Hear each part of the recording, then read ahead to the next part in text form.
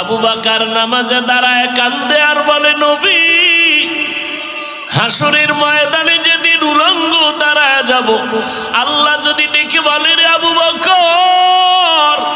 আমি আল্লাহ কত নেয়ামত তোমাকে দান করেছিলাম, জান্নাতের টিকিট দিলাম 10 জনার সিরিয়াল 1-এ তোমার নাম রাখলাম। ও আবু বকর,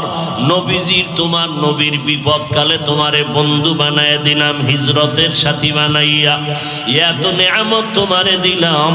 আমার দরবারে সেই বিনিময় কি নিয়ে আসছো? আমি যদি আমল নামা পেশ করি, ও আল্লাহ, নামাজ পড়লাম, রোজা রাখলাম, কোরআন তেলাওয়াত করেছি,